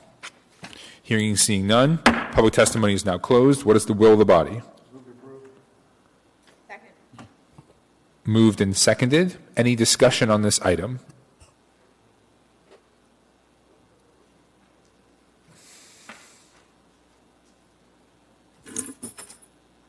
Okay. Ms. Honest, do you need to do anything on, do we need to take any other action on this item, or is it ready to pass? Okay. Great. Please vote on this item. Ms. LaFrance? Yes. Mr. Croft? All right, that item passes 10-0. We are now to item 14L, resolution number AR 2018-210, a resolution of the Anchorage Municipal Assembly setting a public hearing on the protest of restaurant eating place liquor license number 5680 for Chong Sanders, doing business as TK Restaurant, located at 3820 Spinard Road, Anchorage, AK 99517, and authorizing the municipal clerk to take certain action. Public hearing is now open. Does anyone wish to testify on this item? Seeing and hearing no one, public testimony is now closed. What is the will of the body? Move to approve. Moved and seconded. Any discussion on this item? Mr. Weddleton. Mr. Constant, did you want to bring up your point? Not right now. I think it's proper for outside. Okay. Thank you. Thank you. Okay. Seeing no other discussion on this item, please vote on this item. Ms. LaFrance? Yes. Mr. Croft? Yes. That item passes 10-0. We are now on item 14M, resolution number AR 2018-218, resolution of the Anchorage Municipal Assembly approving an alcohol beverage conditional use for a package store use and license for Northern Hospitality Group Incorporating, doing business as 49th State Brewing Company. In the B2, Waive reading. Thank you. Public hearing is now open. Does anyone wish to testify on this item? Anyone at all? Seeing and hearing no one, public testimony is now closed. What is the will of the body? Move to approve. Can I get a second? Second. Moved and seconded. Mr. Weddleton.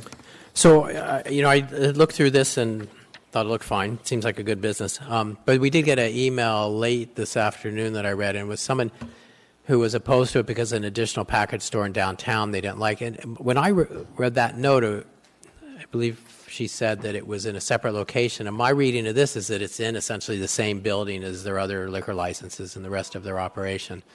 And is it essentially within their current operation? Yes. Can we? I know you know. I spoke to them earlier today on this very matter, so I'm prepared for this. Okay. Ms. Honest, do you have any other comments on that? Okay. All right. Mr. Welton, do you want to continue? Well, that was, I guess, what I needed mostly. Does this operation have any complaints or problems? Through the chair, 49th State hasn't had any complaints received by the clerk's office. We haven't received any notices of violation for their other liquor licenses held. So this is a brand new one, and we haven't received any public comments. We didn't receive any comments from the community council either. All right, because it is an extremely busy operation. I think if they were doing a bad job, we'd be hearing some noise. So, And all right. this is for their special land use permit, so it is one of the items from the planning department, so they may have more information on it if you like. All right, thank you. Do we have any follow-up? Anyone here from planning want to speak to this license? Capable of? No? Okay. All right, is that all, Mr. Weddleton? That's done. Thank you. Mr. Perman. Thank you, Mr. Chair. Mr. Constant, I noted that the Community Council did not submit any comments. Can you speak to why that might be? Yeah, so I think what happened is somehow the license was decoupled from the conditional use. And we had this matter before us just a few weeks ago, and the Community Council did, in fact, communicate their support for the project. And so I had the same question to the licensee: why did this come separately? Is this a new deal? And it's just a factor of some unknown reason that they were decoupled, but usually they come before us together. And the Community Council did speak on behalf and in support of this just weeks ago. Okay, so they do support it. Yep. Okay, thank you. And they have an MOU, and they kind of worked it out. Thank you, Mr. Perman. So I guess I'd like to ask a question, a follow-up question on that then to Ms. Honest and Mr. Constant, who seems to be familiar with this. So, liquor licenses can be purchased and transferred. Is this one bound to this? Is this one bound to this location in some particular way or a special way, or is it just they're always bound in this fashion? Go ahead, Mandy. The liquor licenses are not bound to a certain location. The special land use permit would be bound to that location. Mm-hmm. Licenses can be transferred. They can be sold and then transferred. They can be ownership changes if it stays in. There's a number of things that they can do with the license. Mm-hmm. But for this document, it's for the special land use permit, and that would be at that location permanently. Right. Okay. Thank you, Ms. Honest. Mr. Constant? Yeah, that's a title document. It runs with the land. And so I have had good communication from the Community Council on this matter. Their Alcohol and Marijuana Committee reviewed it. Their Community Council voted in support of it. The individuals have come before the Community Council consistently, and maybe they took a position of leadership on the council, or they're in the process of it, and they have some pretty great plans for the downtown. And I think it would be unwise to get in the way, and it would be wise to support this. Thank you, Mr. Constant. Mr. Perman.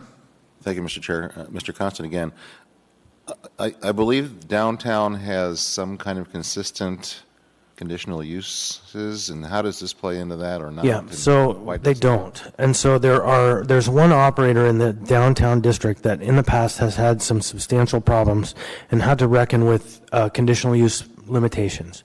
There aren't any other current operators that have those issues, and we granted a regular liquor license and conditional use to another operator recently without any restrictions. The restrictions essentially come when someone proves that they are not a good operator. Now, the Community and Economic Development Committee is in the midst of a discussion on how do we achieve a more district-wide approach to conditions and limitations.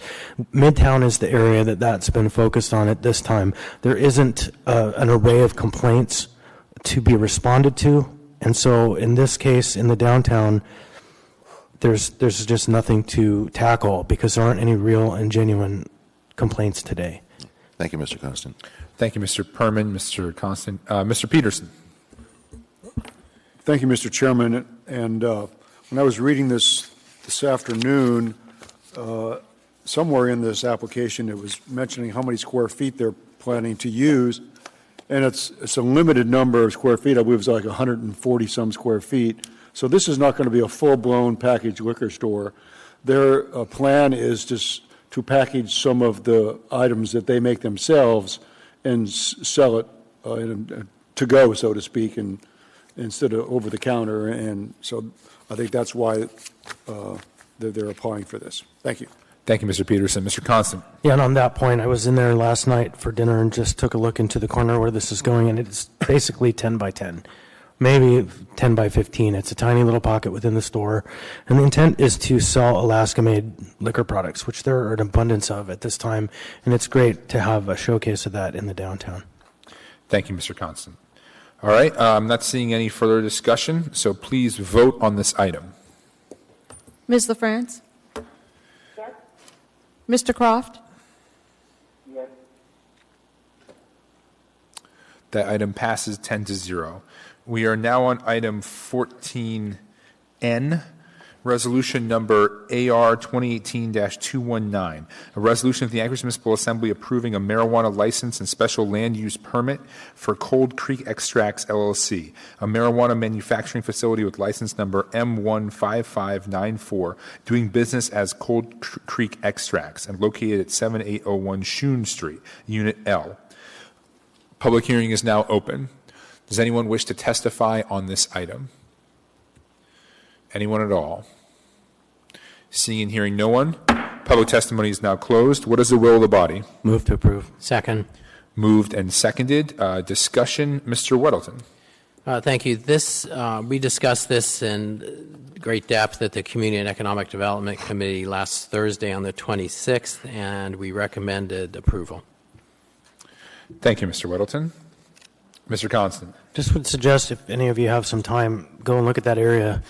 It's seeing a really nice improvement because people are coming in and investing, and it's an area that's seen disinvestment for a long time, and so it's nice to see people bringing their time and treasure to an area that has long needed it.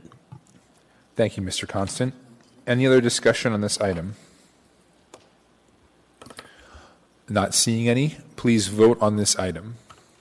Ms. LaFrance? Yes. Mr. Croft? Yes.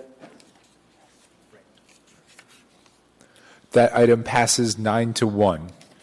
We are now to item 14O, resolution number AR 2018-220, a resolution of the Anchorage Municipal Assembly setting public hearing for the first time renewal of and approving the renewal of municipal marijuana licenses for cultivation establishment Alaska Green Works, number M13503, stating the Assembly's... Waive reading. Thank you.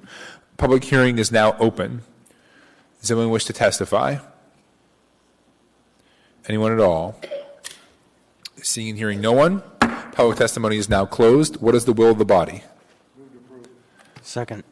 Moved and seconded. Any discussion on this item? Mr. Constant. Thank you.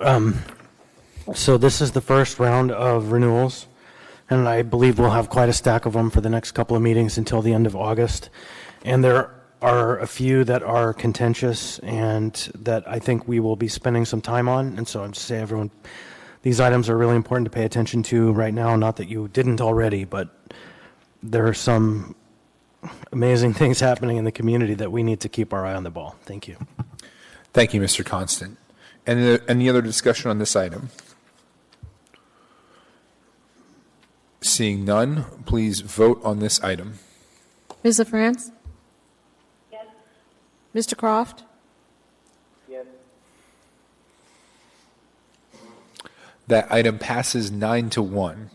We are now on item 14P, resolution number AR 2018-221, a resolution of the Anchorage Municipal Assembly setting public hearing for the first-time renewals of and approving the renewals of municipal marijuana licenses for retail establishment Uncle Herbs, number M10648, and Satori, number M10975, stating the Assembly's... reading. Thank you. Public hearing is now open. Does anyone wish to testify on this item? Anyone at all? Seeing no one, public testimony is now closed. What is the will of the body? Move to approve. Moved and seconded. Any discussion on this item? All right, seeing none, please vote on this item. Ms. LaFrance? Yes. Mr. Croft?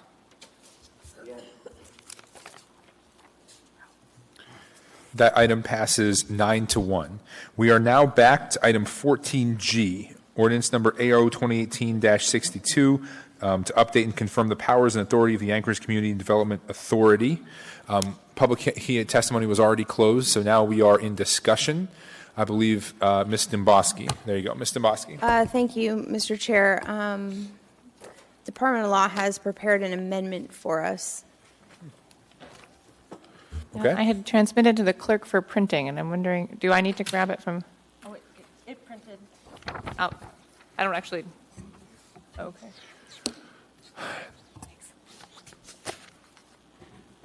Well, wait, I can describe what the amendment does. The amendment added the two substantive provisions of 405 that are not already reflected in the Title 25 language concerning the board. Both are addressed in the bylaws of ACDA, but the bylaws of ACDA may be updated by the board. So Ms. Dimboski's concern was not addressed in terms of if the board did change their bylaws, you would have no control absent these insertions. So it inserts two things. One is the requirement that quorum for the board be a minimum of the majority of the members, and using the same language that's in 405. And the second is that it requires the board to adopt reasonable rules of procedure for its meetings or to defer to Robert's Rules of Order, which is also an exact reflection of the language from 405. So it should be arriving shortly. Thank you, Ms. Wint-Pearson. While we're waiting for the amendment, Ms. Dimboski, didn't you also have a question of Mr. Schutte that was separate, or is that was all handled by this amendment as well? Yeah, the whole reason I was asking was I wanted to make sure, I always try to go for worst case scenario and protecting the public, so I wanted to make sure if there was nothing in code that talked about them changing their bylaws, that we had a mechanism to make sure all of a sudden somebody just didn't come in and disband the board and say, I'm the ruler now. And as Ms. Wint-Pearson looked at it, she said that, in fact, it was silent. So this amendment just safeguards against, a potential abuse of that process. So will you be moving the amendment? Yep. And I'll just wait till everybody has it. Second it. So I will move amendment number 1 to AO 2018-62, and it begins on page 4, line 37, adding new language as follows. Section E, a majority of the authorized members of the board of directors shall be a quorum for the transaction of business. In the absence of a quorum for the transaction of business, any number less than a quorum may recess a meeting to a later time or date. And then section F says the board of directors shall establish its own procedural rules and order of business, except as otherwise provided by law. In all matters of procedure not covered by rules adopted by the board, Robert's Rules of Order, as revised, shall be applicable and shall govern. Thank you, Ms. Dimboski. So that was moved by Ms. Dimboski, seconded by Mr. Constant. Any discussion on this item? Mr. Constant? Thank you. So previously, the bylaws changes were brought before the body, but was that just advisory, or was that, okay, it was no action? Thank you. Thank you, Mr. Constant. Mr. Weddleton? For the record, Mr. Schutte nodded his head affirmatively. Oh, good. We've got a lot of nodding today, a lot of silent nodding. All right. So, Mr. Weddleton? I support this. I just want to thank Ms. Domboski for catching this. It was very good. I was going through when we read this, where did the Assembly lose kind of input into the process? And I was comfortable in what I found there, but I think this was important. Thank you for researching that and for staff for coming up with this. Thank you, Mr. Weddleton. Any other discussion on this item? I'm sorry, on this amendment. Seeing none. Oh, Ms. Domboski. No, hold on. It's okay. Let's go ahead and vote. I'll comment on the underlying matter. Great. So we are now voting on the amendment. Ms. LaFrance? Mr. Croft? That amendment passes 10-0. We are now back to the main motion. Ms. Domboski. Thank you, Mr. Chair. As with everything our government does, whether it's at a state level, local level, or federal level, I read everything with a great deal of skepticism. And I always defer to, is the public trust being maintained, and are we protecting adequate safeguards to ensure that? So as I was reading this, I had my little notes in the margins, and on the whole, my belief was that the Open Meetings Act was still in place. This board would still have to do their business in public.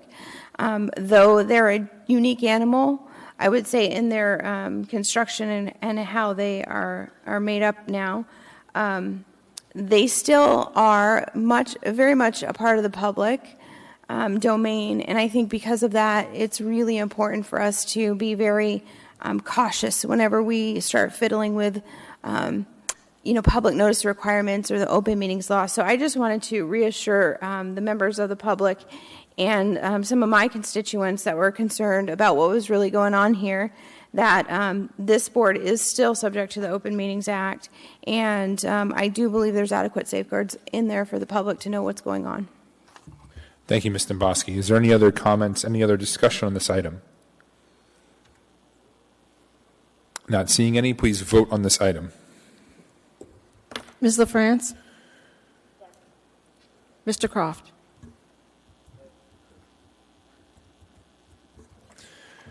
That item passes 10-0.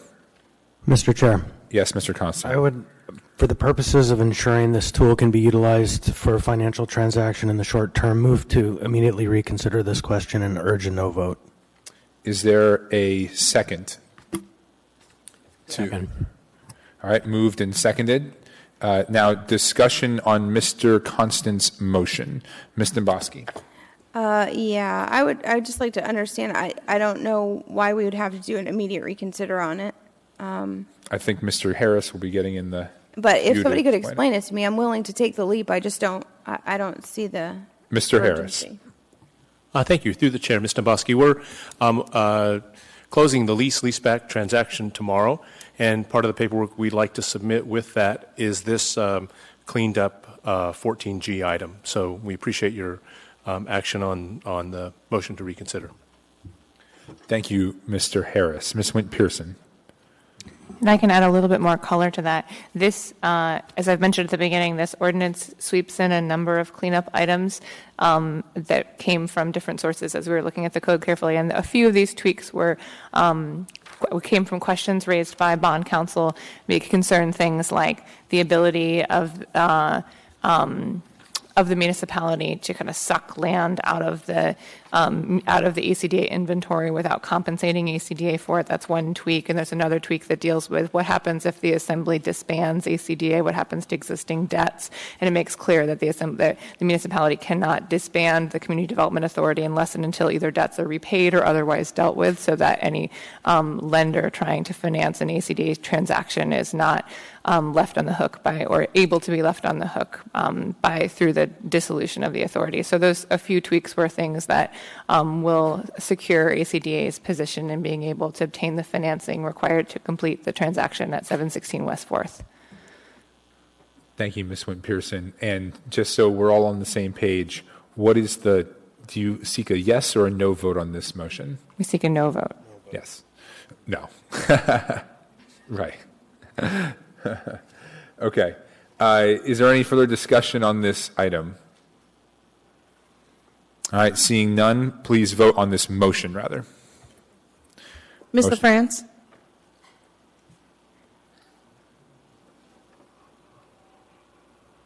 Ms. LaFrance? No? Mr. Croft? No. Okay. The motion to reconsider fails 10-0, and thus concludes our public hearing items.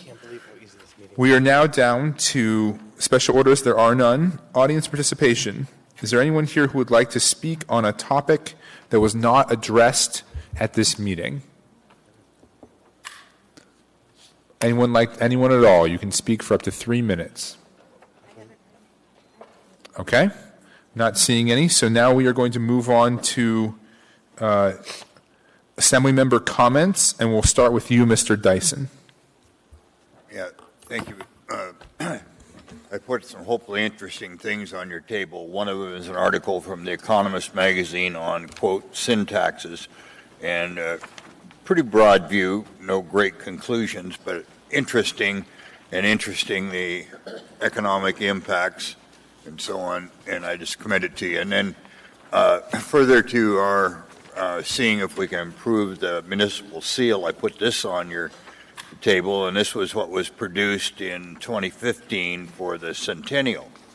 So it was an interesting way of dealing with all, and a past mayor called me up and told me to go look at this, and so I just commend it to you for your attention as we go forward. Been an interesting group of supporters of what we're doing, and some fascinating detractors. Thank you. Fascinating is a good euphemism, Mr. Dyson. All right, so we are to Ms. Domboski. No, thank you. Oh, thank you. Mr. Constant. No comments, thank you. Mr. Peterson. Thank you, Mr. Chairman. And we're getting near the end of the Alaska baseball season, and the top of the World Series playoffs are beginning tomorrow. So baseball fans, get on out to Mulcahy Stadium and support Alaska baseball. Thank you. Thank you, Mr. Peterson. Mr. Croft, do you have any comments this evening? No, sir.